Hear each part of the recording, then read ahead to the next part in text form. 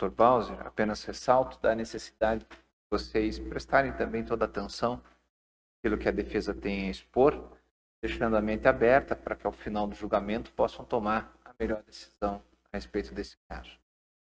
Quero também agradecer a presença dos doutores, doutora Sharon, doutor Fábio, que já trabalharam conosco anteriormente na fase da instrução, agora aqui em plenário, estão-se em casa, e o plenário seja a extensão do escritório de Vossas Excelências, e também outorgo o mesmo prazo legal, poderia ser diverso, de 1 hora e 30 minutos. Com a palavra.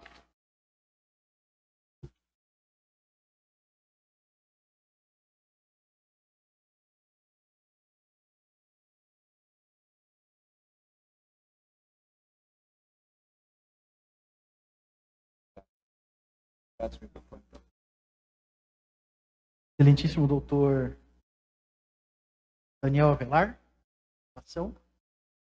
Quero, como defesa, conduta de vocês, sempre nos ajudando dentro das suas possibilidades, no sentido de garantir à defesa o acesso a todos os autos e sempre tratando com imparcialidade. Obrigado. Agradeço em nome da defesa. Muito obrigado. Excelentíssimo promotor, doutor Marcelo, não fique chateado, não lhe chamei a atenção. Esses embates são naturais. Apaixonadas aí pelo que fazem, é evidente que muitas vezes discordaremos, como discordaremos. Mas fiquei feliz que já começamos concordando com alguma coisa. Esquisito, né? Já começamos concordando com alguma coisa. Faremos aí um contraponto ostensivo da posição de Vossa Excelência, mas em nada desmerece a história que Vossa Excelência tem e a sua conduta sempre muito ilibada no processo. Parabenizo também. Quero parabenizar também os servidores da Justiça, quero parabenizar também os nossos queridos policiais militares aí, que tanto têm se desdobrado, tentando trazer para esse nosso país um pouquinho mais de segurança, né? A gente sabe como está difícil para vocês, assim como está difícil para todo mundo. E quero falar um pouquinho com o Sandro também. Sandro, não sei por que cargas d'água Deus colocou a gente na sua vida, mas nós estamos aqui para dar o nosso melhor. Vamos tentar mostrar para os jurados, mostrar para todos realmente o que aconteceu, né? E quero dizer para você que estamos aqui realmente para dar o nosso melhor. Okay? E por último, não menos importante, por penúltimo, doutora Sharon, que está comigo, os nossos queridos profissionais que estão lá nos escritórios também, onde nós temos, que nos ajudaram aí a estudar e verificar e conversar e tentar chegar no entendimento sobre esse processo. É uma satisfação poder trabalhar com todos vocês também, em especial com a doutora Sharon, que está com a gente aqui acompanhando. E agora sim, por último, eu quero conversar um pouquinho com os senhores jurados. Quase todos os procedimentos da justiça são julgados por técnicos. São julgados por pessoas que estudaram, se prepararam e vão analisar o caso e vão tomar as suas decisões. Quase todos. Quase todos os processos, depois desse julgamento, eles passam pelo crivo, todos os processos, depois do primeiro julgamento, passam pelo crivo de outras instâncias e são reanalisados, caso haja recurso, etc. Mas existem alguns procedimentos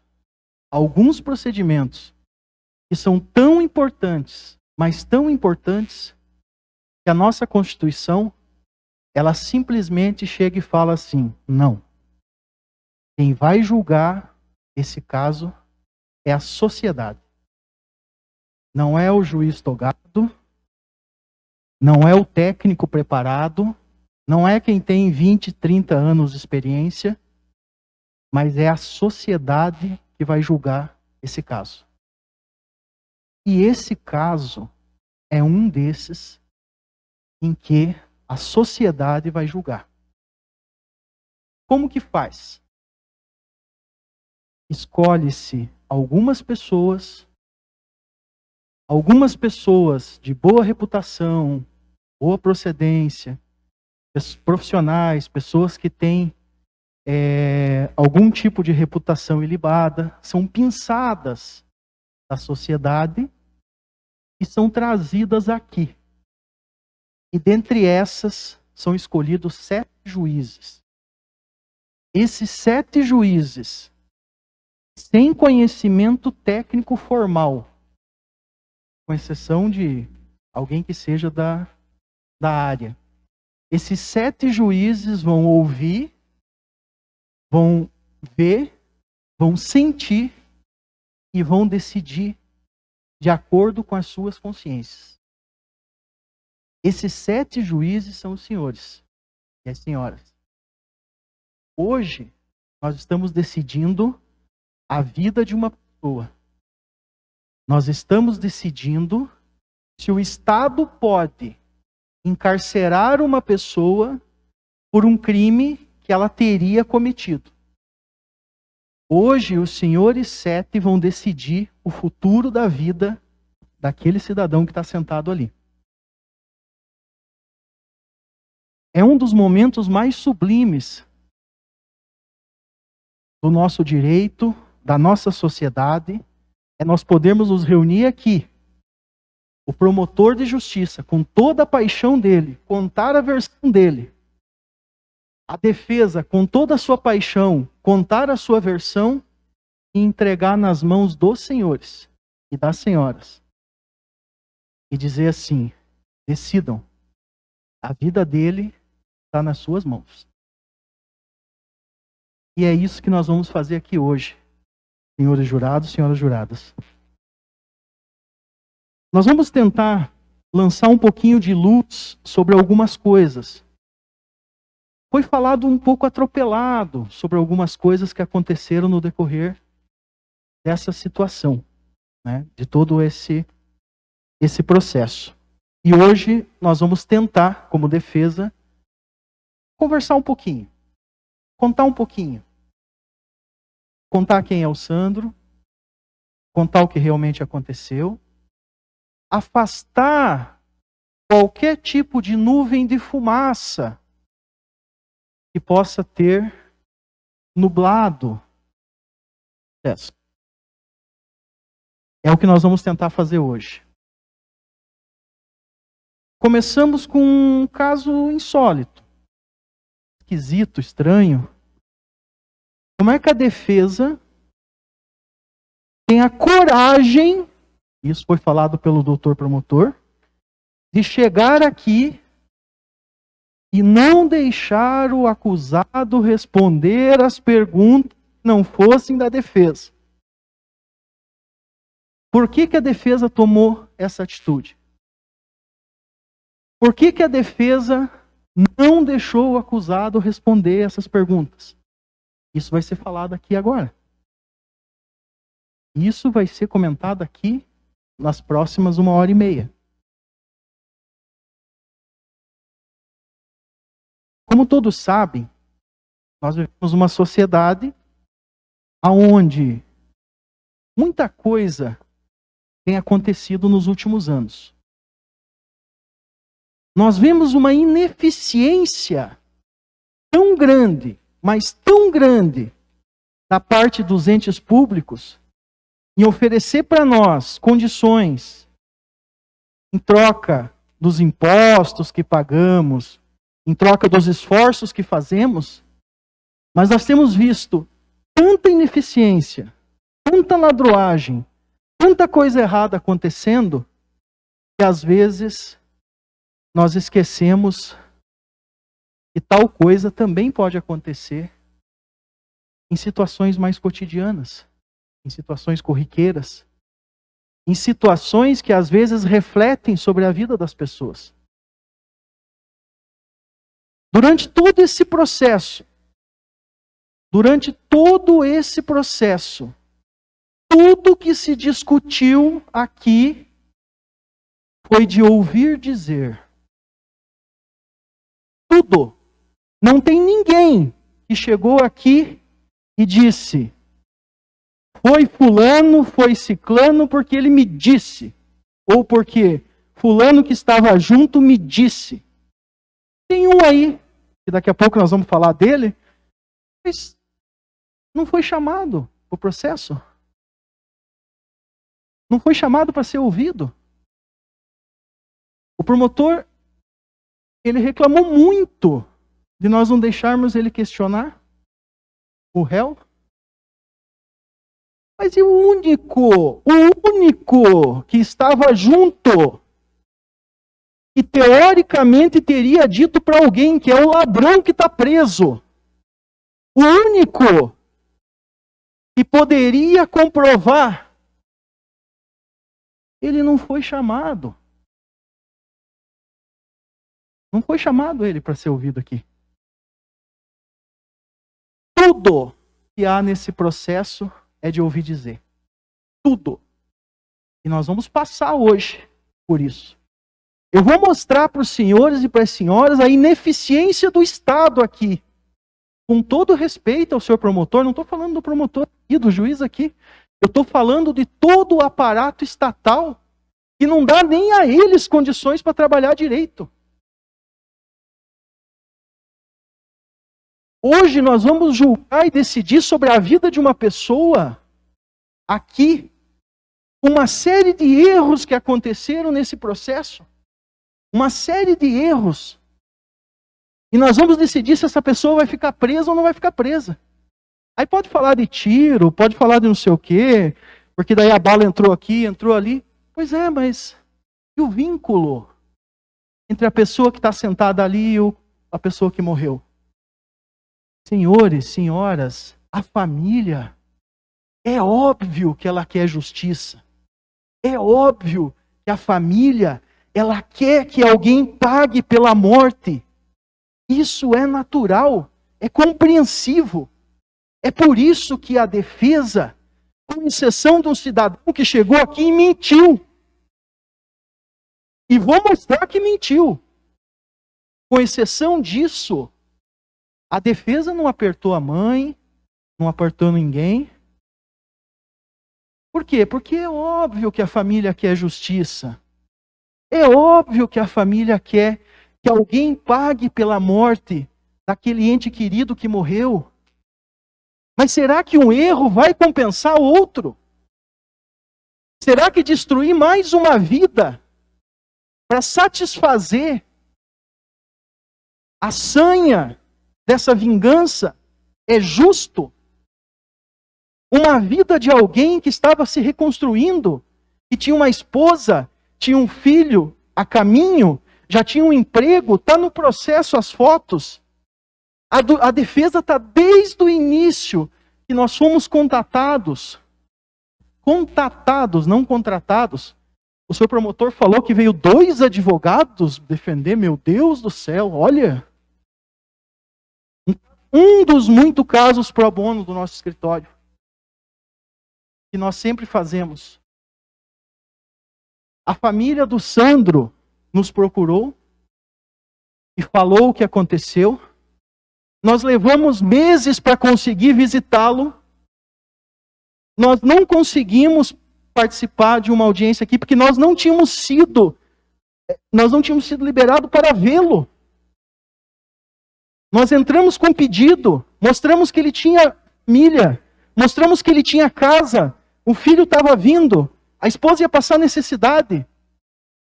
Ele não estava fugido, ele foi embora. Ele estava trabalhando. E nós entramos com pedido, pedimos para ele responder em liberdade, pedimos novamente, e fomos até Brasília e nossos pedidos foram negados. Por quê? Motivo muito simples. Os senhores e as senhoras viram que tinha um monte de testemunhas sigilosas aqui. As testemunhas estavam sendo ameaçadas. E é verdade, não é mentira, não, é verdade. Elas estavam sendo ameaçadas pelo Sandro, que estava lá em Joinville trabalhando com família. Não. Estava sendo ameaçada por quem matou. E está solto até hoje. E teve o seu procedimento arquivado. Arquivado. Ah, não, isso aí vai... Não, isso é que assim, não é nossa competência aqui e tal, né? Vamos julgar aquele ali só. Agora, quem matou de verdade está lá. Tudo bem, é a lei, é assim que funciona. Mas não tira o fato de que quem matou está solto.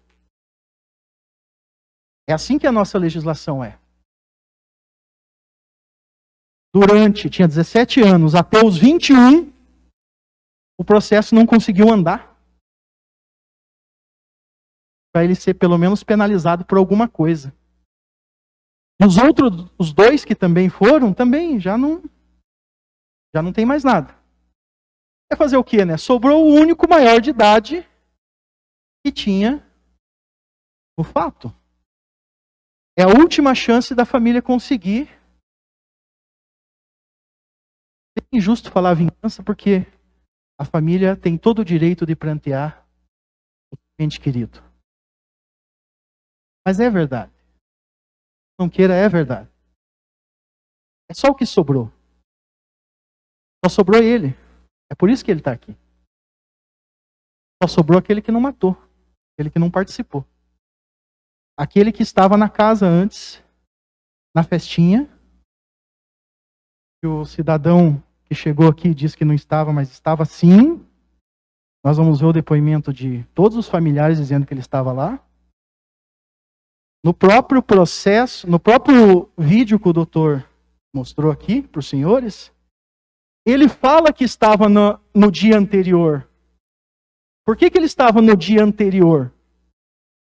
Porque, teoricamente, a morte aconteceu na madrugada. Ele estava na noite anterior. Ele estava antes das 10 horas da noite. Ele estava na festinha. Ele estava usando droga na festinha. Parentes dele confirmaram, está tudo ali. Eu perguntei para ele, você estava ou não estava? Não estava. Ele falou 2 vezes na delegacia e depois na frente do juiz, que estava. Aqui ele veio e mentiu para os senhores. Ah, agora o advogado está condenando um dos familiares. Não, não estou condenando. O que eu estou dizendo para os senhores e para as senhoras é que é natural que uma pessoa que perda um ente querido, ela venha e procure a sua justiça da forma que for. Isso é natural. Mas nós, senhores e senhoras, nós não podemos deixar nos levar por toda essa cortina de fumaça que aconteceu nesse processo. Nós vamos chegar lá. Vou começar a mostrar para os senhores.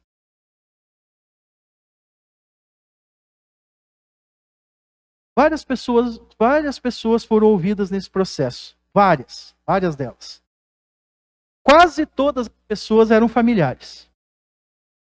Quase todo mundo tinha relação direta com a vítima e foram ouvidas na condição de informantes. Né? Aí tivemos vários. Tivemos não vou aqui citar nomes, tem testemunhas que são sigilosas. Mas teve testemunhas, todas elas, sem exceção, disseram que o Daniel foi na casa do Sandro. A defesa não está negando isso, ele foi na casa do Sandro. Isso é verdade. É verdade. Ele estava na casa do Sandro. Ele morreu depois? É verdade também que ele morreu depois. Agora, ele estar na casa do Sandro, liga o Sandro à morte dele? É possível afirmar? Uma pessoa vai na sua casa. Saiu da sua casa. 100 metros da sua casa ela é assassinada. Você é julgado pelo crime?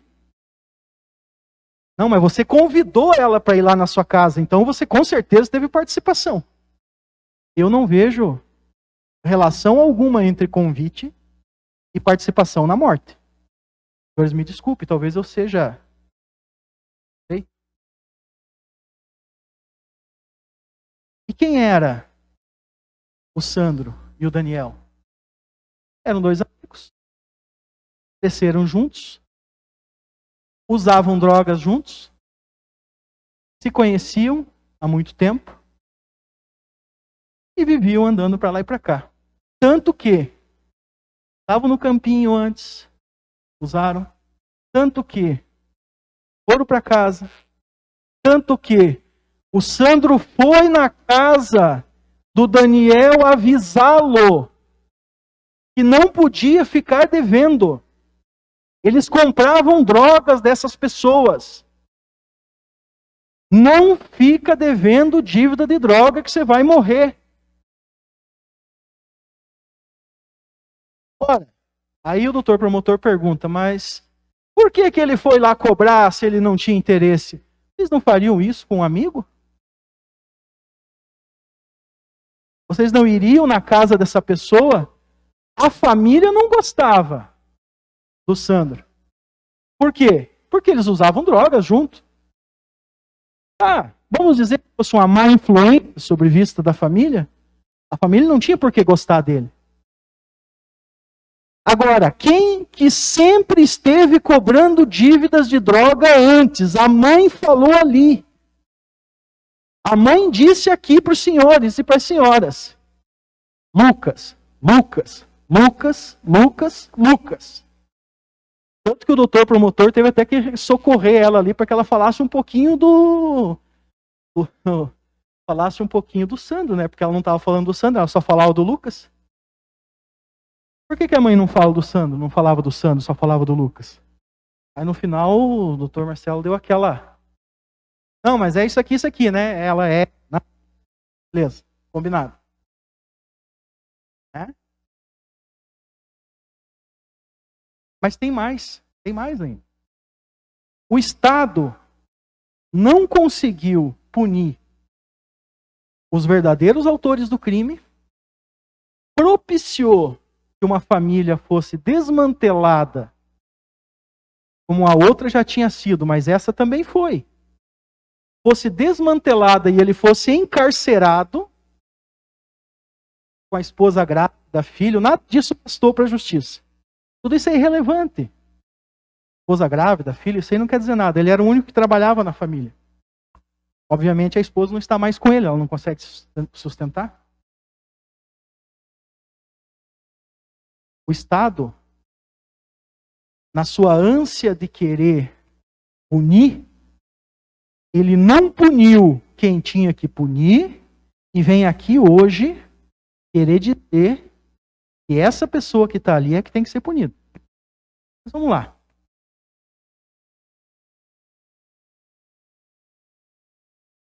E tem muitas claridades nesses comentários, nesses depoimentos. Um dos irmãos diz que o Ezequiel estava lá na casa, estava usando droga com eles. Voltou para casa, depois voltou a chamar o irmão de novo, e o irmão não saiu. Mas esse irmão diz que não sabia, isso está nos autos, esse irmão diz que não sabia de dívidas de drogas. O Ezequiel que veio aqui, não sei se mentiu hoje ou mentiu antes, mas uma das duas vezes ele mentiu. Afirmou que todos eram amigos, todos se davam bem. Não sabia nem de brigas nem de dívidas. Não tinha conhecimento. Ele tinha encontrado o corpo. Aí tem um outro cidadão aí, um tal de... Não vou discorrer o nome. Deixa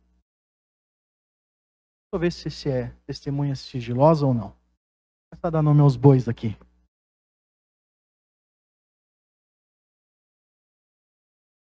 Pois é, mais uma testemunha sigilosa. Mais uma testemunha que manteve o Sandro preso enquanto o outro ameaçava a família. Aí ele afirma que ele foi enterrado vivo, no depoimento. Confessa que o Daniel usava drogas. Alega que viu o Daniel no mesmo dia, junto com o Sandro. Alega que sabia que fariam algo contra ele. Qual que é a sigilosa, doutora? Sigilosa 4. Mas também não avisou ele. E tudo isso, depois perguntado por esse advogado aqui. Mas você sabe de tudo isso. Você estava lá? Você viu? Você ouviu? Alguém que estava lá falou com você? Ele falou, não, eu não estava lá, eu não vi nada. Mas quem viu foi o Sigilosa, está preso, o ladrão de carro, o autônomo. Como é que é o nome dele? Sigilosa 5. Sigilosa 5 é aquele autônomo que está preso, que rouba carro, vocês sabem, né? Foi ele que contou para mim. Porque era para ele participar do crime. Era para ele ajudar a matar. Foi ele que falou o que aconteceu. Ok? Vamos falar com esse cidadão então. Vamos ver o que aconteceu de verdade. Aí você vai lá falar com o cidadão que estava preso, ele não toca nos assuntos. Diz que encontrou o tal do Daniel. Aqui ele falou entre 7 e 9 horas. No depoimento judicial já era entre 22 e 23. Hoje ele já trouxe uma nova versão que ele também tinha ido na casa. O que está acontecendo? Estava ou não estava junto? Bom, se ele tinha ido na casa, pode ser que ele tenha participado, mas não. Ele diz que tudo que ele ouviu foi de uma pessoa que participou, uma pessoa chamada Danielzinho. Um tal de Danielzinho. Esse Danielzinho é o cara. Todo o processo, todo ele, a única coisa que tem é o depoimento desse cidadão autônomo, ladrão de carro, dizendo que esse Danielzinho que estava junto participou. Foi o que o doutor promotor leu para os senhores aqui. É o depoimento. Ele falou, daí ele explicou que ele foi torturado, teve mãos amarradas. Leu o depoimento desse cidadão que foi dado lá na delegacia. Esse cidadão era conhecido desde a delegacia, desde o início. Não foi chamado para o processo para ser ouvido. O único que poderia confirmar ou não confirmar o que disse lá, talvez não seja relevante. Ele não foi chamado. Não foi arrolado aqui como testemunha. Ué, mas é ele, é o cara. Será que só a palavra do autônomo é suficiente para os senhores condenarem? Não era importante nós termos esse cidadão aqui? E aí fica mistério. Cadê o Danielzinho? Os senhores não se perderem. Daniel, a vítima, infelizmente faleceu. Já tinha mais um Daniel que era chamado de Danielzinho. E teria participado junto com eles. Teria participado. E teria dito para o autônomo ladrão de carro o que aconteceu. O autônomo mesmo que disse que se encontrou com eles às 22, 23 horas, no depoimento para mim e para o doutor e para o doutor promotor, numa oitiva que nós fizemos aqui. E que daí chegou aqui e disse que já não sabia mais se era entre 7 e 9 horas. Já não sabia mais. E que na hora que contou ali, eu não quis falar o nome Danielzinho, só para ver se ele ia falar. Na hora que contou tudo que contou ali para os senhores, como se ele soubesse do fato, ele disse no final que tinha ouvido de alguém. Mas ele não fala quem era o alguém. Para nós ele falou lá atrás. Não apareceu para os senhores. Está ali no processo. Só dá uma olhada no depoimento da sigilosa. Veja. Esse cidadão, esse autônomo, esse ladrão de carros, tem mais 15 anos que ele vai ficar lá. Não vai ficar os 15, mas a pena dele ainda.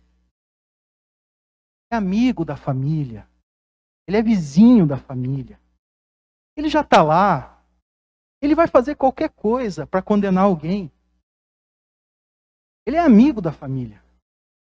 A mãe, com todo respeito ao luto da mãe, E ela merece prantear, e ela merece espernear, e ela merece fazer o que for necessário para conseguir uma justiça, com todo respeito. Mas não tem como, gente. Não dá. Não dá para condenar uma pessoa com base nisso. Ah, mas é inegável que estava na casa dele. Tudo bem. Não estamos negando isso. Eles estavam lá. Eles foram lá. Tem alguém que viu ele saindo, indo para algum lugar? Tem alguém que chegou e falou, não, eu saí da casa, ficaram só eles lá, aí depois eu vi ele saindo e indo para algum lugar. Nada. Não tem nada. Absolutamente nada. Vamos adiante. Bom, o Danielzinho a gente não sabe onde é que está. Desapareceu, evaporou-se. Também não foi nem chamado para ser. Ah, não, mas teve um procedimento lá na vara da infância e da adolescência lá. Ele teve alguma condenação? Teve alguma coisa? Não, teve nada. Até agora nada. Não, mas então ele não é relevante aqui para o processo, porque ele tem a condenação dele lá, mas ele é uma testemunha. Ele é o único que poderia colocar o nosso réu aqui realmente no crime, realmente no fato. Porque diz o tal autônomo ladrão de carro que esse Danielzinho contou para ele o que aconteceu. Mas não era relevante chamar ele para o processo, né? Infelizmente. Bom, vamos lá.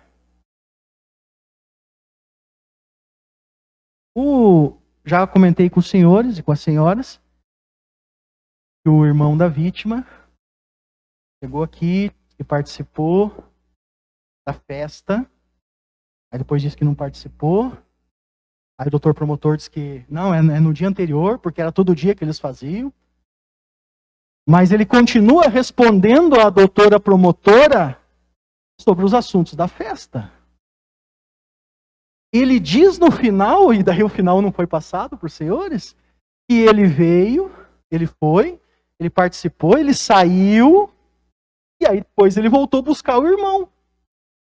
Ora, participou ou não participou? Aquele diz categoricamente que não. Não estou desmerecendo. Não estou desmerecendo. Entendam? Eles são familiares. Eles têm... Eu não vou dizer o direito, porque ninguém pode acusar um outro sem ter a plena certeza. E é isso que nós vamos falar daqui a pouco. Mas é justificável. Não é aceitável, mas é justificável o que eles fizeram. É justificável.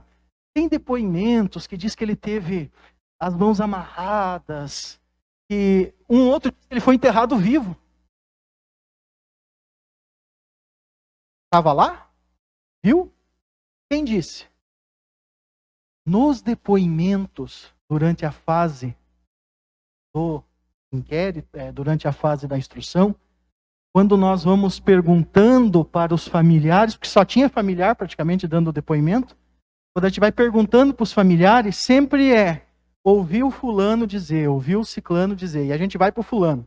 Ah não, foi o outro, daí a gente vai para o outro. Ah não, foi o outro, daí a gente vai para o outro. Então a gente começa a perceber que tudo é dito através de boatos. Aí os senhores vão dizer assim, o doutor está negando que o rapaz morreu. Não, eu não estou negando que o rapaz morreu. Não esqueçam que o que nós estamos julgando aqui, senhores e senhoras, é a vida daquele cidadão ali, ó. Que é o único que a justiça prendeu. E que foi dito por todos os familiares. E que foi dito por todas as testemunhas. E que não foi rebatido em momento algum. Que não puxou o gatilho. Não matou o Daniel. Se ele participou, ele teria responsabilidade. Mas não a de ter matado. Aí falar sobre o cadáver, falar sobre isso, sobre aquilo, escoriações, etc. leva a quê? A imputar na cabeça dos senhores e das senhoras que nós estaríamos aqui julgando quem matou o rapaz. Ele que matou. Não esqueçam isso. Aliás, ele sequer participou e nós vamos ver isso. Percebam. Por aí vai. Por aí vai. O doutor promotor fez uma leitura, falou, explicou como é que eles fizeram, amarraram, fizeram isso, fizeram aquilo, fizeram aquele outro. Toda a leitura que foi feita, explicando, com exceção do depoimento do próprio Sandro na delegacia, eu não esqueci, nós já vamos falar dele. Com exceção do depoimento do próprio Sandro na delegacia, tudo que foi dito, adivinha por quem? Danielzinho, que não foi chamado no processo. Nem para dar um depoimento aqui, em frente aos senhores. A promotoria que reclama, que não pôde ouvir, coitado, que dó. Os senhores viram o que o doutor promotor fez com uma testemunha que nós trouxemos aqui, um pastor de igreja. O pastor de igreja até se comportou bem, mas o outro, o irmão, que veio falar de um processo trabalhista que ele tem aqui, para constrangê-lo na frente dos...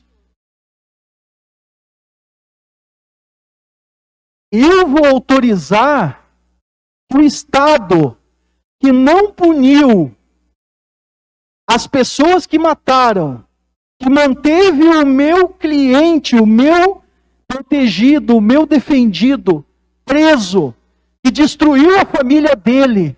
Vem aqui, se refestele aqui, para fazer um show e um espetáculo aqui para os senhores? Jamais. Por isso que o Sandro não foi ouvido.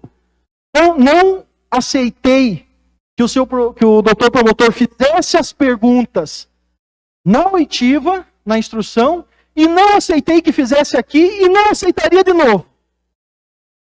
Porque o Estado tem a obrigação de provar que ele esteve lá e que fez. Se não prova nenhuma, se ele não traz nos autos quem realmente participou, se ele não traz as pessoas que estavam lá, por que eu, advogado, vou deixar de usar o instituto legal da defesa, que é o réu se manter em silêncio? No nosso país, ainda, apesar de muita coisa que tem mudado por aí, existe uma coisa chamada presunção de inocência. Ela foi pisoteada, desrespeitada, golpeada durante todo esse processo. O cidadão está preso porque o Estado não pegou quem matou, e quem matou continua ameaçando a família. E o outro está lá, na cadeia. Se quer conhecer o filho, é seu. Agora, eu vou pegar essa pessoa que já foi massacrada, que já foi arrebentada, que não tem estrutura psicológica mais, está lá num buraco frio, vou pôr ele aqui como um palhaço para ser pisoteado, trazido como carne para ser devorado? Jamais. E se um dia, eu espero que os senhores e as senhoras nunca tenham o dissabor de estar sentado naquela cadeira ali. Eu espero que vocês nunca tenham esse dissabor. Porque é assim que o Estado trata quem ele quer perseguir. É assim que funciona no nosso país. Ah, mas o doutor está dizendo então que não matou. Nós temos que punir alguém? Sim, temos que punir alguém. Pergunta para o Estado, e aí? Não dá subsídio mínimo. Não oferece o mínimo de credibilidade. É ancorado em depoimentos da delegacia. Vamos falar da delegacia? Vamos falar da delegacia. Ah, mas a delegacia.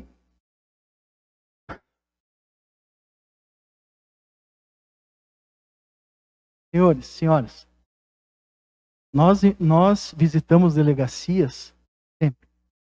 Eu não sei se os senhores e as senhoras já visitaram uma delegacia, já tiveram, ou trabalham, ou não sei, ou já tiveram esse dissabor.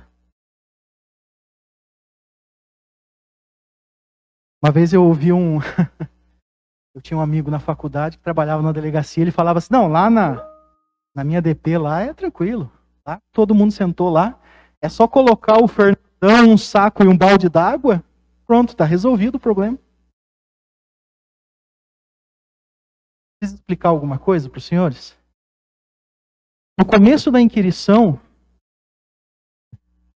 eu falei para o Sandro, nada que aconteça aqui, nada que você diga vai ter reflexo lá onde você está preso. Pode falar.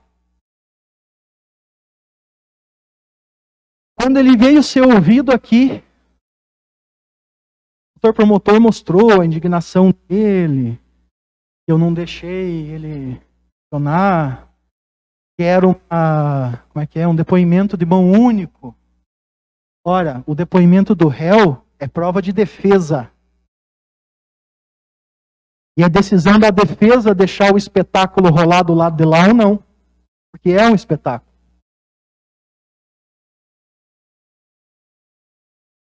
Eu falei para o Sandro, da outra vez, eu não conseguia ver ele, não conseguia ver ele, não conseguia ver ele. O doutor juiz, até agradeço novamente, gostaria de fazer por vídeo. Eu falei, doutor, eu não consegui nem conversar com o meu cliente. Aí o doutor falou, eu saio da sala e você ouve ele rapidinho aí. Pois é, doutor, mas aqui eu vou ouvir ele, tá todo mundo ouvindo aí em volta, não tem como, eu quero ir lá ver ele. A família estava pedindo, aí com muita elegância o doutor deferiu, remarcou a audiência, permitiu, sugeriu que a gente fizesse um ofício lá, nós conseguimos ver o Sandro. Quando o Sandro foi ser ouvido, aí ele foi trazido aqui fisicamente, aqui, numa das salinhas ali atrás. Antes do depoimento dele, antes de conversar, eu conversei com ele novamente e disse a ele, nada que você diga hoje vai fazer você sofrer lá dentro de novo. Aqui, lá onde você está, não é a delegacia aonde se prende para confessar. Aonde chega e diz assim, os outros já estão te entregando, fala aí que a coisa... Isso quando é leve, quando é tranquilo, né? Depoimento de delegacia, se não for confirmado perante o juiz, se não for confirmado perante todo o processo, não tem validade nenhuma para essa defesa. Porque ele não tinha um advogado do lado dele. Era ele e as pessoas que prenderam ele, que estavam lá, que já chegaram com a história contada. Quantos casos de já chegar com o depoimento pronto para assinar? Não foi confirmado aqui. Não teve pessoas confirmando. Ora, cadê o Danielzinho? O depoimento era melhor que o do Sandro ainda. O depoimento do Danielzinho explicava com detalhes. É muito criativo, inclusive. O doutor leu aqui. É melhor que o do Sandro. Não precisava nem do Daniel, era só trazer ele aqui e confirmar. Pronto. A defesa ia estar aqui hoje brigando, não pela absolvição, que é o que nós queremos. Nós íamos estar brigando aqui, se realmente fosse isso que tivesse acontecido, por derrubar uma ou outra qualificadora, por uma pena mais branda. A defesa veio aqui para brigar pela absolvição dele. Porque não tem nada nesse processo que coloque o Sandro, sem dúvida nenhuma, nesse crime que aconteceu. É sempre um ouvir dizer. Por aí vai. Vamos lá.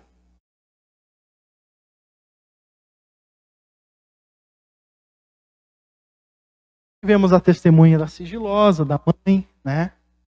A testemunha da mãe está muito indignada, vocês puderam perceber, porque quem matou o filho dela está solto, está morando no bairro, está passando todo dia na frente da casa dela. É um dos motivos para a gente não conseguir, porque eles se sentem ameaçados, eles acham que tem alguma relação. Ela esteve aqui, ela falou. O doutor promotor socorreu ela no final para ela falar um pouquinho do Sandro, que estava esquecendo. Falar do Sandro. Aí ela concordou com o doutor promotor. É verdade, é isso mesmo. Tivemos o nosso amigo autônomo, ladrão de carro. Durante a fase de instrução, teve um momento interessante de uma testemunha. É um dos irmãos, esse não é sigiloso, chamado Carlos, né? Carlos Félix. E ele foi dando o depoimento dele, dizendo que o Julian, uma testemunha comentou que o Lucas foi lá e confessou. Lucas confessou, pronto, assunto, deu tudo certo, confessou tal. Aí fomos ver quem era a testemunha, era namorado da outra irmã. Aí conversamos com a testemunha, e a testemunha também disse que tinha ouvido dizer. Mas quem se ouviu dizer? Foi o Lucas que disse? Não. Eu ouvi do autônomo ladrão de carro. Eu vou usar esse nome porque ele é sigiloso e fica mais fácil vocês entenderem. Tá? Aí outras coisas. Aí teve uma outra irmã que chegou aqui e disse que, na verdade, o Ezequiel, né, um dos irmãos que diz aqui para vocês que não estava na festinha, estava, e que voltou 3 vezes pegar o Sandro lá. Aí tem outro que diz que enterraram ele vivo. Aí tem outro que diz que não sei o quê. Todo mundo sabia tudo do acontecido, mas ninguém dizia quem é que tinha contado. Tudo remete à história contada por uma pessoa para uma das testemunhas sigilosas. Quem é a pessoa? O nosso amigo autônomo ladrão de carro. Ele está preso. Que era amigo da família. Que morava a 2 casas da família. Foi ele que chegou e contou essa história para a família. E esse autônomo ladrão de carro disse que ouviu de quem? Danielzinho. Danielzinho que não foi chamado. Danielzinho que não participou. Danielzinho que não foi punido. Teve lá o procedimentozinho dele. Só sobrou quem, senhores e senhoras? Só sobrou esse cidadão que está aqui. Que é o cidadão que era o único que era amigo da vítima. Aí querem perverter essa amizade e usar ela para qualificar o crime, o que é pior. Porque você matar alguém por traição, um amigo seu que tem confiança, qualifica e te faz pegar uma pena maior. Então, tendo em vista, babando pela qualificadora, se confessa que eles eram amigos. Ora, por que nós trouxemos o pastor aqui para dar um depoimento? Por que nós trouxemos o irmão dele? A testemunha não tem defesa, fica trazendo essa gente aí e tal, né? Fica trazendo gente que não sabe do fato, não sabe do ocorrido. Porque nós queremos equilibrar a balança, mostrar para os senhores quem era o Sandro. O que o Sandro fazia, o que ele estava fazendo. O Sandro não era o vendedor de droga. Ah, mas ele foi cobrar a dívida. Ele foi avisar o amigo, porque eles compravam drogas do mesmo fornecedor.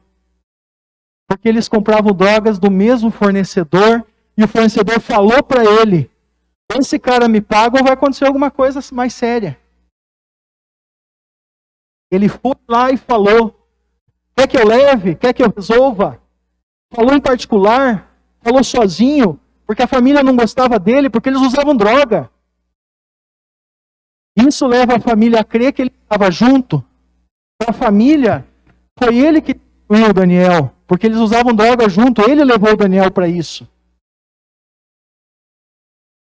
Não se discute aqui quem resolveu corromper, digamos assim, a quem? Não é isso que se discute aqui. Os dois eram usuários, os dois tinham seus problemas. Os dois estavam na vida errada. Mas agora dizer que ele matou ou que ele participou da morte, aí é um excesso. E ainda sem mostrar nada. Sem mostrar mostrando meia dúzia de familiares aqui, com depoimentos desconexos. Sustentando um depoimento dado numa delegacia, sem advogado, sem nada. E volto a dizer, eu espero que os senhores e as senhoras nunca tenham o dissabor de pisar dentro de uma delegacia que não seja pelos meios corretos. Porque não importa se você deve ou não deve, lá o passarinho vai cantar. Ah, vai. A pior coisa para um delegado de polícia, para um policial civil que está lá fazendo o trabalho dele, é quando chega o advogado. E quando o advogado chega, o passarinho para de cantar. Ah, já chegou o doutor aí para instruir. Já estamos na metade. Vai ficar só com a metade. Agora não vai ficar com mais nada, não. Vou falar com ele primeiro, aí depois a gente conversa. Aí você vai ver as barbaridades que andaram acontecendo. Ah, mas a defesa não impugnou. Mas a defesa isso, mas a defesa aquilo. Para quê? Eu estou aqui, ó. Eu estou contando para vocês. Cara a cara. Não preciso. Agora, trazer para dar espetáculo, não. Isso não vai acontecer aqui comigo. Bom, vamos adiante. Sim. O que foi balançado para vocês aqui? Foi balançado um depoimento do Sandro tomado na delegacia, daquele jeitão que todo mundo sabe. Foi balançado um depoimento de um tal de Danielzinho, e aí foi esquecido no processo. E agora se percebeu que o Danielzinho é o único que podia chegar aqui e falar alguma coisa concreta. Porque toda a história que foi contada, quando a doutora Sharon falou do telefone sem fio, é isso que ela estava dizendo. Vocês já brincaram de telefone sem fio? Brincaram? A doutora já brincou? Já? Já brincaram? Vocês já brincaram de telefone sem fio? O que acontece com o telefone sem fio? Você fala uma coisa aqui. Aí vai passando. De um ouvido para o outro. De um ouvido para o outro. De um ouvido para o outro. De um ouvido para o outro. Chega a mesma coisa lá no final? Muito diferente. Todo caso não passa de um telefone sem fio. E o que é pior, massacrando a família que tinha perdido o ente querido. Massacrando, todo mundo chegando e dizendo, foi o fulano, foi isso, foi aquilo, foi aquele outro. Tá, mas quem que disse? Quem que disse? Quem que disse? Adivinha? O autônomo ladrão de carro. E confessa que ouviu desse tal de Danielzinho, que daí ficou perdido no meio da história. E hoje já nem sabia mais de quem tinha ouvido. Também já não sabia se era às 7 ou se era às 9 que ele tinha encontrado com os meninos. Apesar de dizer no depoimento antes que era entre 22 e 11. Que agora já revelou aqui já que... Ah não, mas ele também estava na casa. Opa! A defesa foi pega de surpresa aqui, a gente não sabia também. Também estava na casa? Como assim? Tudo bem que tinha mais gente lá na casa. Agora ele também estava agora na casa? Para que isso? É para dar mais força no depoimento dele? É por isso que ele estava na casa agora, que antes não estava?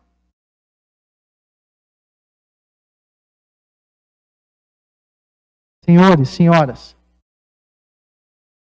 só se condena alguém com absoluta certeza do que aconteceu.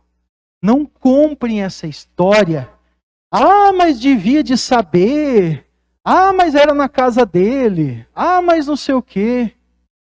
É suficiente para julgar uma vida? Ah, mas o Daniel perdeu a vida dele. Perdeu? Sim. A família tem todo o direito, mas ela não tem o direito de destruir uma outra vida. Para fazer valer a sua sede de justiça justa. Que o Estado não conseguiu, que o Estado não teve capacidade, que o Estado não teve capacidade de entregar para ela. E agora quer entregar aos tubarões uma pessoa que não participou, que não estava junto. É isso mesmo? Quantos casos emblemáticos nós vimos no nosso país de pessoas que ficaram 10, 20 anos presos, encarcerados, e não foram soltos até que se descobriu o erro. Quantos casos nós vemos? Quantas pessoas morreram lá dentro? Foi cruel o que aconteceu com o Daniel. Foi terrível o que aconteceu com o Daniel. Foi desumano o que aconteceu com o Daniel. Mas perpetrar outra desumanidade aqui vai resolver o que aconteceu com o Daniel?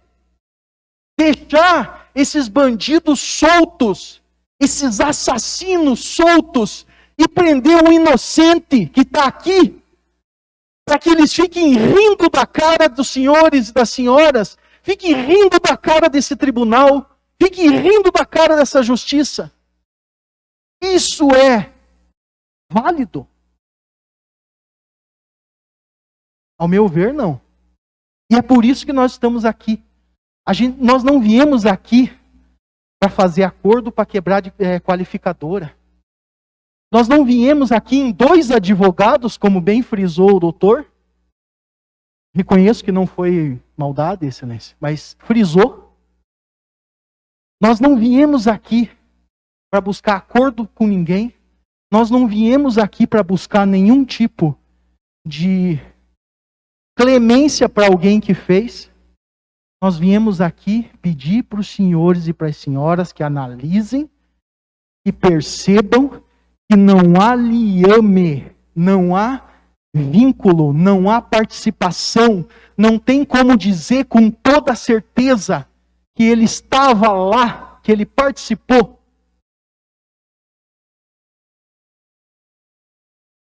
Ah, mas ele disse na delegacia que ele emprestou a pá, emprestou não sei o quê, foi lá. Por que não apareceu em nenhum outro depoimento isso? Por que o Danielzinho,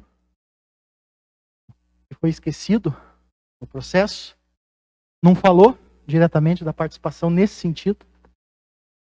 Bom, também não teria relevância, porque ele não apareceu aqui para confirmar, né?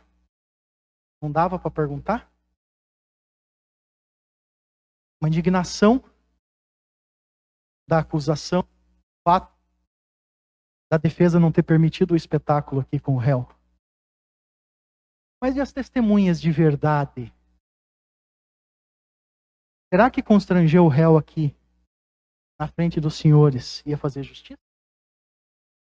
Será que alguém que está há 1 ano e 6 meses preso tem condições psicológicas de aguentar esse embate que os senhores estão vendo aqui? Porque ia ser desse nível para cima? Com todo o respeito e com toda a admiração que nós temos pelo doutor. Porque ele realmente é enfático. Não faria diferença? Não faria diferença, senhores?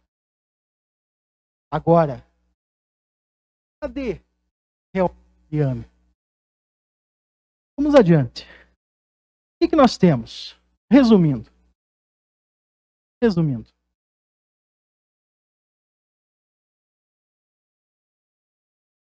Nós temos a família dizendo que o Sandro participou. Ninguém, a não ser o Ezequiel, estava usando droga com eles, a não ser o Ezequiel. Ah, mas tem o laudo que diz que não tinha droga. Não sei. O que eu sei é que o Ezequiel estava usando droga, ele confessou por 2 vezes. Vários familiares disseram que ele também estava lá. Isso eu sei. Está tudo ali nos depoimentos. O Sandro disse que ele também estava lá. Todo mundo dizendo que estava usando droga. E o laudo saiu lá que o cadáver não tinha droga. Mistério. Sei. Mas enfim, é uma disparidade. Nós temos a família de um lado. Nós temos um amigo da família, que é o autônomo ladrão de carro. E, pelo que se dá a perceber, a história que foi contada para a família surgiu de o namorado de uma das irmãs, que foi testemunha. Esse namorado de uma das irmãs ouviu do autônomo ladrão de carro, que ainda estava solto, e teria contado nos mínimos detalhes. E na hora que deu o depoimento dele, foi perguntado por que ele não avisou, da outra vez, não agora. Por que ele não avisou o rapaz que ia morrer, já que ele tinha sido convidado para matar o rapaz? Ele disse que não avisou porque ficou com medo. Aqui ele já falou diferente, já falou que ele só ficou sabendo que ia matar o rapaz depois. O outro já disse aqui já que ele sabia antes e não foi na casa porque ele tinha medo de ser morto. Agora ele vem aqui e diz que foi na casa. Que confusão é essa? Então nós temos simplesmente a família tentando buscar justiça, com todo respeito, com todo carinho. Temos que acolher essa família. Aconteceu uma coisa terrível. Explica, mas não justifica. Nós temos um amigo da família que diz aí que é um autônomo ladrão de carro. E parece que surgiu dele toda a história. E teria ouvido de um dos que participaram. Quem é esse um dos que participaram? É o tal do Danielzinho, que desapareceu. Ah, não foi encontrado? Não, ele não foi arrolado. Não foi chamado para ser ouvido. Não era importante. Por quê? Porque se ele viesse aqui, nós íamos confrontar a versão e teria contado para o ladrão de carros com a versão da delegacia dele. E aí sim ia dar um samba do crioulo doido. Então esse ficou de lado. E com base nisso, aí lógico, muita fumaça. Aí foi mostrado como é que atira, e daí desce aqui, desce ali e tal. Ok, mas o Sandro não deu tiro em ninguém. Não esqueçam disso. Ah, mas ele participou. Não, calma aí. Estavam todos na casa dele, inclusive quem não morreu. Não é só quem morreu que estava lá. E ele está dizendo aqui que saíram da casa. E ele acordou no outro dia, meio-dia. Daí ficou sabendo. Ah, mas por que ele fugiu? Fugiu!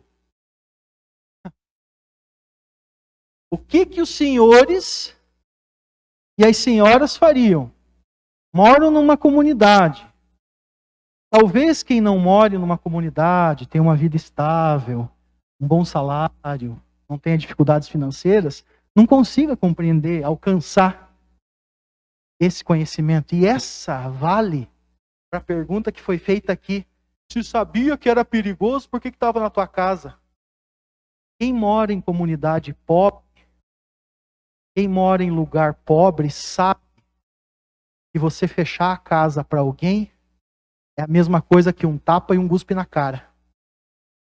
Às vezes você tem que aturar certas pessoas, principalmente se te vendem droga, você tem que aturar certas pessoas para você não morrer. Ou para você não sofrer represália, ou para sua família não sofrer represália. Quem não tem esse entendimento, eu venho de uma família muito humilde, muito pobre. Fui acolhido nessa cidade há 21 anos atrás. E hoje, graças a Deus, com muito esforço, tenho escritórios em várias cidades do país. E quando eu vi o caso do Sandro, eu falei, eu vou lá defender ele. Eu estava em Goiânia e vim aqui para defendê-lo. Porque eu morei Eu sei muito bem o que é você morar numa comunidade pobre, o que é você ter que conviver com pessoas. Eu fui professor por muitos anos aqui, eu lecionava em escolas onde eram regiões dominadas por traficantes. Nós tínhamos que pedir licença para os traficantes para poder lecionar. O professor tinha que ser aprovado pelo traficante da região, senão não podia entrar. Era bom porque quando roubava a escola, no outro dia apareciam as coisas que tinham sido roubadas lá, porque os traficantes cuidavam. Tá?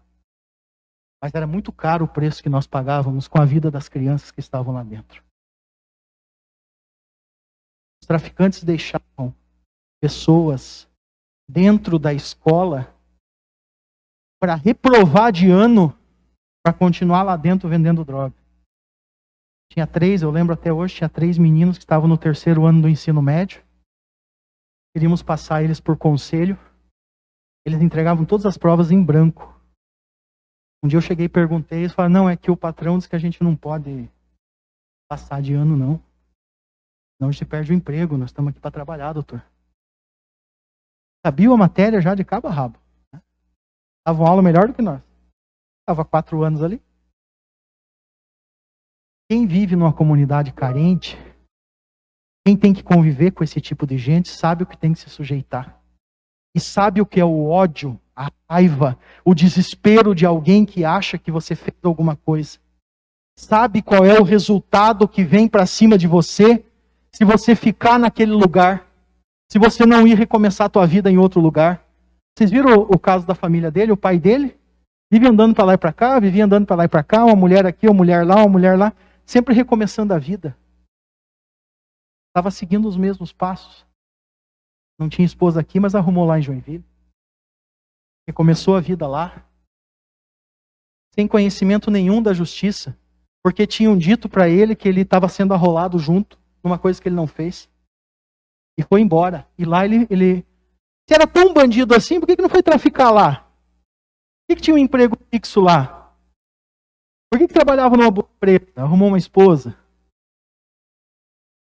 Nós trouxemos o pastor para que vocês entendessem quem era o Sandro. Nós trouxemos o irmão do Sandro para que vocês entendessem qual é a história do Sandro. Teve a vida da mãe dele tirada. Aí vai vir o promotor, mas isso não justifica terem matado o rapaz. Primeiro que ele não matou. Segundo, que esses traumas, eles se sobrepõem. E eles ficam lá. Se alguém já passou por alguma grande dificuldade na vida aqui, como muitos já passaram, sabe que o buraco nunca fecha. Sempre ali, à espreita, esperando. Esperando você recair, esperando você ter um momento de desespero, esperando você, enfim, dar condições para ele florescer de novo. E aí estava o Sandro aqui, o Sandro foi embora. Foi embora. Todo mundo dizendo que ele tinha participado. Não se atentou aos fatos. Aí pediram a ordem de prisão dele. Não está vindo aqui no processo, né? O Estado Todo-Poderoso chegou lá e prendeu ele. Chegou lá, deu aquele depoimento na delegacia e ficou preso. Algum tempo depois, eu tenho um conhecido, que é primo do pai do Sandro. Esse conhecido sabe que o meu escritório faz pro bono. 10% das nossas ações são pro bono. Chegou até nós e pediu para a gente cuidar do menino. E nós viemos, desde esse tempo, tentando libertar esse rapaz, tentando mostrar que está acontecendo um monte de erro, tentando dizer que não tem prova, tentando mostrar que ele tinha família, tentando mostrar que ele estava trabalhando. E até agora ninguém nos ouviu. Até esse momento ninguém nos ouviu. A única esperança dessa defesa é suplicar aos senhores que pelo menos os senhores e as senhoras nos ouçam. Porque até agora se deu bastante razão para a família, com todo respeito e com razão. Até agora se deu bastante atenção para o ladrão de carros. Até agora se deu bastante atenção para várias coisas que aconteceram na delegacia, que não foram confirmadas e comprovadas aqui no processo. Não vieram aqui falar para os senhores. Toda a indignação demonstrada pelos senhores não poderem fazer pergunta, o promotor não poder fazer pergunta para o Sandro, podia ter sido demonstrada na hora de trazer o Danielzinho para falar. Foi o único vínculo que sobrou entre a participação do Sandro e o caso terrível que aconteceu com o Daniel. Mais uma vez, respeito à família. Eles têm razão de estar aqui. Apesar de que a mãe já sabe quem foi. Vocês viram? Poderíamos ter parado aqui o julgamento. A família sabe quem matou. A mãe falou aqui. A família sabe. Ela teve que ser lembrada no final pelo doutor promotor. Para não esquecer de arrolar o Sandro junto, porque quem está sendo julgado aqui é o Sandro, não é o outro. Mas a indignação dessa mãe é que quem matou está lá, no bairro. A indignação do Sandro é que quem matou está lá e não deixa ele sair da cadeia. Porque os nossos pedidos são indeferidos. Ele acompanhar em liberdade o processo. Porque dizem que quem participou está ameaçando a família. Essa é a indignação dessa mãe que veio aqui. E só sabia falar um nome. Ou seja, Lucas. Lucas. Lucas. Lucas. Lucas. Aí o doutor, não, mas vamos falar do Sandro aqui e tal, papapá, papapá. Não, mas o Lucas, você tem que ver, se vocês forem investigar, forem ver, ele tal, ele tal. Não, mas o Sandro aqui, papapá, papapá. Não é assim que funciona?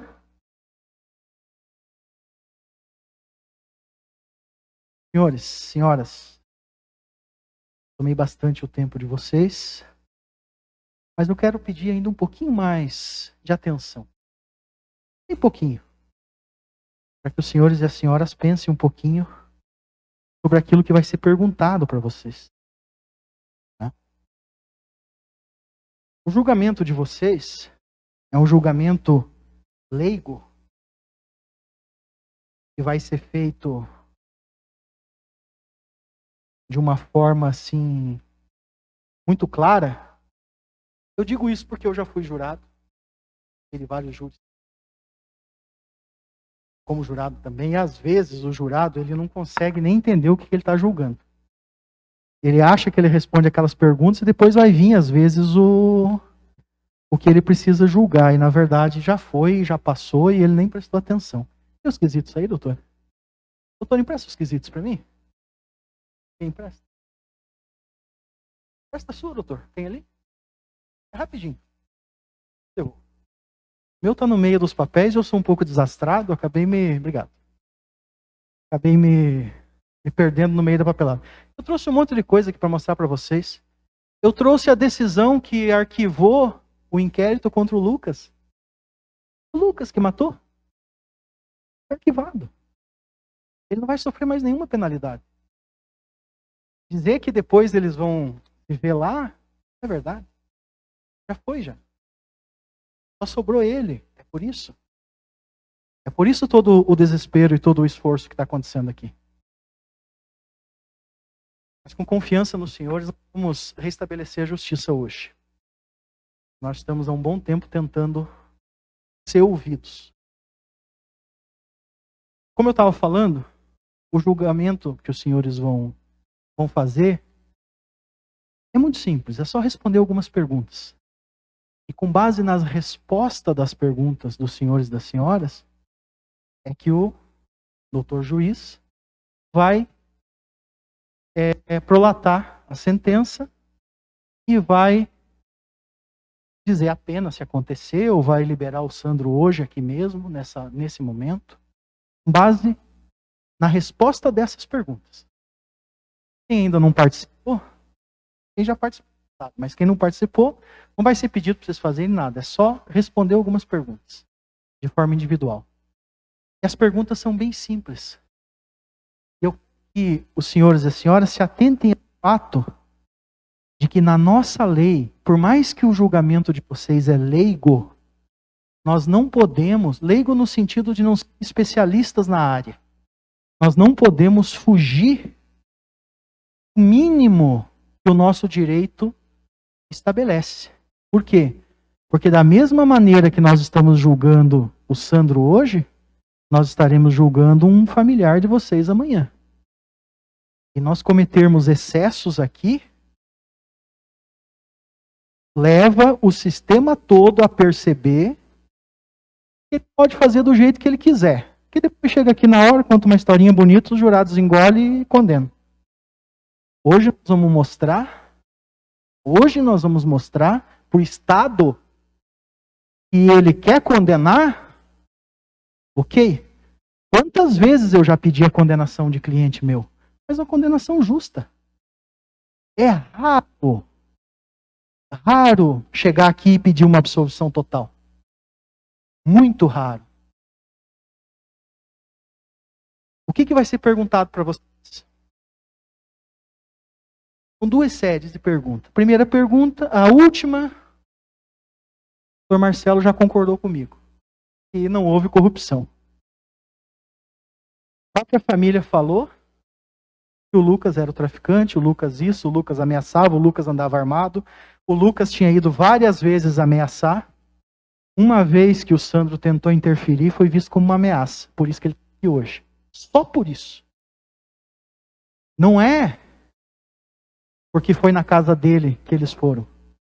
É porque alguns dias antes ele tinha ido lá para alertar o amigo. E a família percebeu como uma ameaça. E quando a historinha foi contada, a família lembrou do fato. Porque ele conversou em particular. E a mãe chegou já gritando, chegou chorando e falou que era para eles tirar de lá. E ele falou que eles tinham que tomar cuidado. Que o pessoal era gente séria. Que o pessoal era gente perigosa. Então que eles se resolvessem com os patrões lá. Que ele não ia mais interferir. O que vai ser perguntado para os senhores e para as senhoras? Primeira pergunta. No dia 8 de março de 2017, em local e horário não identificados, Daniel Félix dos Santos foi vítima de disparos de fogo que lhe causaram as lesões descritas no laudo e que causaram a sua morte? É inegável. Houve o falecimento. Ele teve os disparos contra ele. A defesa não está aqui dizendo que ele não morreu. Nós não estamos aqui tentando ocultar um cadáver. Nós sabemos que ele faleceu. Primeira pergunta, tem que ser sim. Mas aí vem a segunda pergunta. O acusado Sandro de Paula, juntamente com terceiras pessoas, concorreu para a prática do fato? Quem são as terceiras pessoas? É os que estão soltos hoje. É o que apertou o gatilho, que todo mundo sabe. Que está ameaçando a família. Mas dá para dizer, essa é a pergunta, dá para dizer, com tudo que foi visto, sem margem de dúvida, sem errar, é certeza dos senhores que ele teve participação? Não. Por quê? Existe um princípio muito poderoso e muito importante que diz que na dúvida se decide a favor do réu. Ficou claro, ficou cristalino. Ah, mas os senhores podem pensar, não, mas ele foi na casa. E só isso é suficiente? Só o fato dele estar na casa dele é suficiente para dizer que ele participou da morte? E se fosse com os senhores? E eu querer ser julgado dessa maneira? Não tem liame, não tem vínculo entre o que está sendo dito aqui e colocar o Sandro nesse crime. Por mais que ele usava droga junto, mais que ele era amigo junto, por mais que ele conhecia os traficantes, porque ele comprava deles, por mais que estava na casa dele, nada disso garante, sem sombra de dúvida, que ele teve participação. Nós temos que olhar para o Estado que não fez o seu papel, que não trouxe as pessoas aqui que deveriam ser ouvidas e falar assim: chega, aqui não se faz justiça de qualquer jeito. Você quer condenar? Tem que ser condenado. Mas me dê provas. Seja hábil. Traga as provas aqui. Traga o Danielzinho para eu ouvir. Não queira que eu condene aqui sem saber tudo, sem saber a versão. Não dá para dizer que o Sandro participou no quesito número 2 do fato. Não dá para dizer sem sombra de dúvida. Só pode ser sim se os senhores não tiverem dúvida nenhuma. Se o caso esteja cristalino. Se tudo esteja perfeito no seu lugar. Aí os senhores têm que dizer sim. Mas será que esse caso está cristalino? Será que a gente pode realmente, com base no depoimento do autônomo ladrão de carro, que ouviu de alguém que foi esquecido de trazer no processo, que o Sandro participou? É a única coisa que sobra. Então a resposta, quesito 2, tem que ser não. E o quesito 3 é consequência. Porque o jurado absolve o acusado. Ora, se ele não teve participação, ou se não dá para dizer efetivamente, com toda certeza, que ele teve participação, o que sobra? Absolvição. E é por isso que a defesa vem buscar a absolvição. Porque não há liame, não há como juntar uma coisa com a outra. Então, o quesito 3 tem que ser a absolvição. Por quê? Para absolver, aí o promotor fala, mas eles não têm certeza se ele matou ou não. Mas aí não é uma questão de ter certeza que ele é inocente para absolver. Você tem que ter certeza que ele é culpado para condenar. A vida dentro da cadeia é a dele. Para ele ir para lá, nós temos que ter a certeza absoluta da conduta que ele fez. Não é porque ele se envolveu com pessoa errada e porque forneceu a casa para uma festinha que ele vai pagar por um crime pela morte de uma pessoa. No nosso ordenamento jurídico, a defesa, a condenação, ela tem que ser feita em cima da certeza. Sempre em cima da certeza. E existe um princípio que diz que na dúvida, decide-se a favor do réu. Ah, mas e se o réu realmente for culpado e a gente liberar ele? Os senhores viram como a justiça trabalha? Os senhores viram como foi desleixado o conduzir de todo o processo? Esse processo foi conduzido por várias pessoas. Não estou falando aqui dos doutores que estão aqui. Esses processos passam por várias mãos. Eles viram tudo o que aconteceu, viram o que aconteceu. Nós vamos deixar o Estado fazer esse tipo de coisa, de lambança, aí vir aqui pedir para os senhores encarcerar uma pessoa sem certeza absoluta que ela participou desse crime? É isso mesmo que nós queremos? Esse tipo de país que a gente quer construir? Eu comecei falando dos nobres policiais que estão na rua. E quem fez o que fez com o Sandro na delegacia não foi a polícia militar. Foi lá o pessoal lá da civil, onde ele foi encarcerado. E tiraram aquela confissão dele sem o advogado presente. Nós vamos nos sujeitar a esse Estado desse jeito? Deixar ele fazer do jeito que ele quiser? Senhores e senhoras, olhem a televisão. Olha o nível que nós chegamos nesse país. E nós vamos contribuir para isso aqui agora? Então eu peço encarecidamente, restabeleçam a justiça. Restabeleçam a justiça. O acusado Sandro de Paula, juntamente com terceiras pessoas, concorreu para a prática do fato? É possível afirmar com toda certeza que ele estava lá, que ele participou, que ele concorreu, que ele tem parte na morte? Não.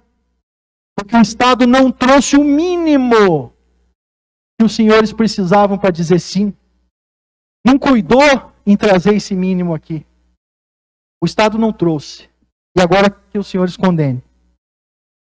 E daí vem as outras. Tendo absolvido ele, as outras têm a validade. Porque as outras dizem assim, o crime foi praticado por motivo torpe, por vingança, etc, etc.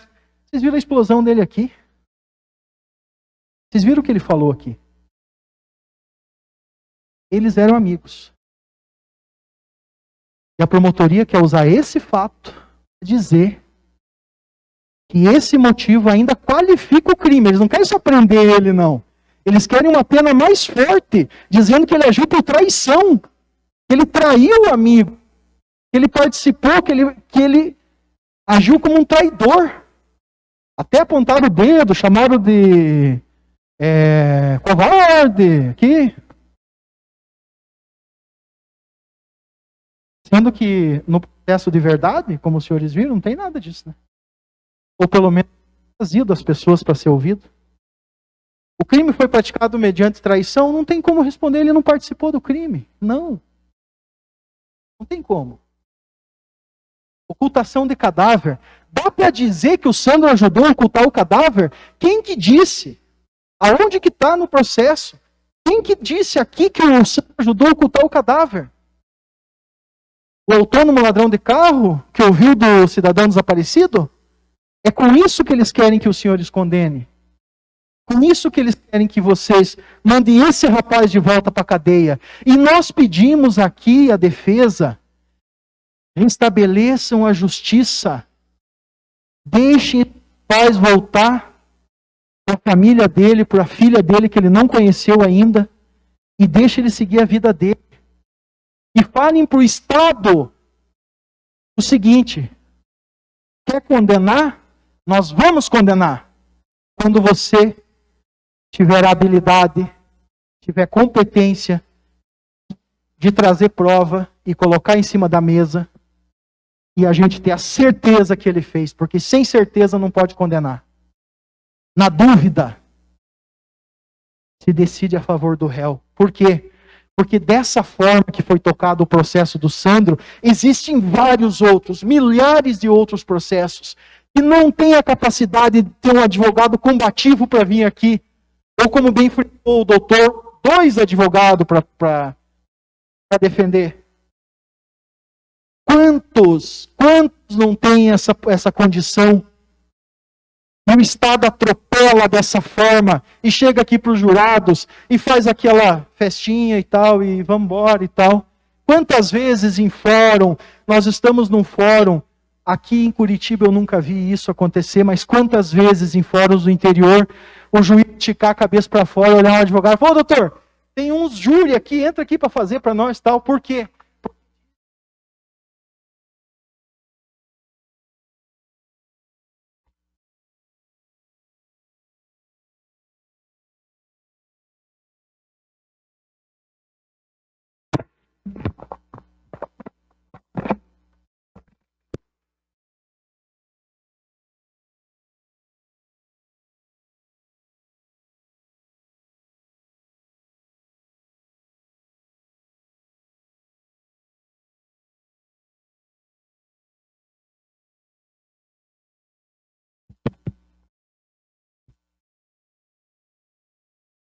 Por quê que um juiz de interior caça um advogado a laço fora e pede para ele entrar, que nem estudou o processo e nem viu o processo, para participar de um júri? Porque tem um coitado ali que não teve dinheiro para pagar advogado, ou que não teve a sorte de ter alguém que olhasse por ele, de graça. Tem um coitado sentado ali, o Estado quer acelerar de uma vez isso aí para não dar muito trabalho. O promotor estava com o processo na mão, estudou, cata o advogado a laço, coloca ali, pá, condenado, tchau, acabou. Não tem esse debate. Isso acontece todo dia. Mas aqui, no Tribunal do Júri de Curitiba, hoje, nós vamos mostrar para o Estado que sim, quem comete crimes tem que ser condenado, mas o Estado precisa, pelo menos, dar aos senhores condições de exercer essa condenação com a certeza de que ele cometeu o crime. E nesse caso específico, Não foi tomado cuidado algum para dar essa certeza aos senhores. Então nós pedimos aos senhores que rechassem qualquer pergunta que envolva o Sandro nesse crime, porque o Estado não conseguiu. Para dizer, para condenar, há que se ter certeza. É do nosso ordenamento jurídico. Só votem sim, só condenem o Sandro se os senhores tiverem a plena certeza de que ele esteve lá, de que ele participou lá, e tem gente aqui dizendo que essas pessoas são confiáveis e que não tem nenhuma sombra de dúvida.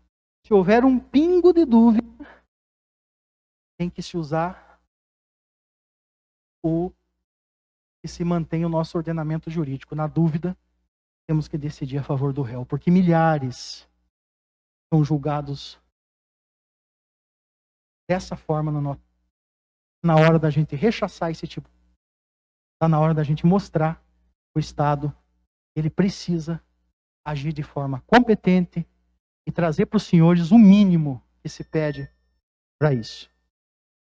Espero que continue. Obrigado, senhores. Obrigado, senhores. Obrigado. Posso você te retornar? Réplica? Não. Bom, pergunto à defesa, doutor Fábio, doutora Sharon, algum problema com a aquisitação? Tudo certo? Tudo certo com a aquisitação pela defesa? Bom, então, está preclusa a possibilidade de impugnação. Doutor Bausa, também sim.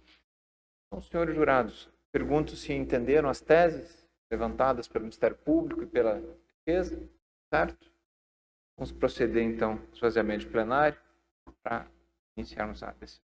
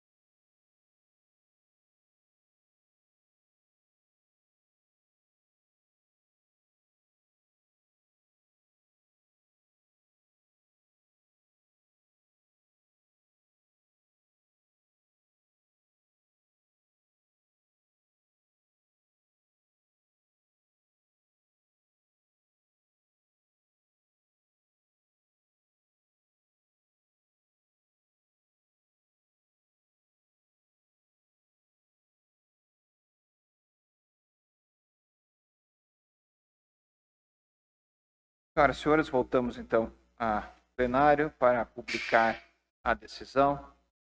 Examinados os autos 272/62 de 2017, de ação penal pública incondicionada, proposta pelo Ministério Público em face do senhor Sandro de Paula, qual foi acusado, depois pronunciado, como em curso as sanções do crime de homicídio consumado qualificado, ocultação de cadáver, corrupção, no caso de adolescente.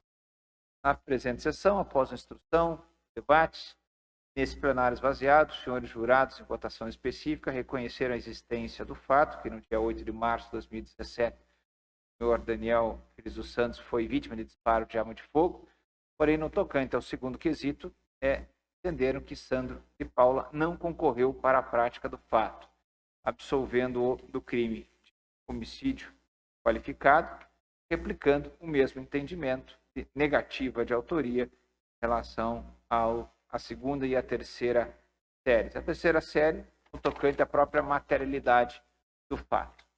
Assim, diante da vontade soberana do Conselho de Sentença, eu julgo então improcedente a denúncia e absolvo o senhor Sandro de Paula das acusações que lhe foram feitas.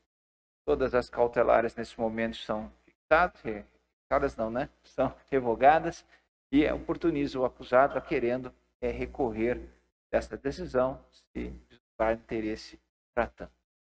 Senhores jurados, ao final do julgamento, ao tempo que eu agradeço a participação cidadã de cada um de vocês, em mais um julgamento, terceiro dessa semana, convido a irem até o refeitório e renovo a convocação para prosseguirmos no julgamento na próxima semana. Muito obrigado e a sessão está encerrada. Uma boa noite, bom final de semana a todos.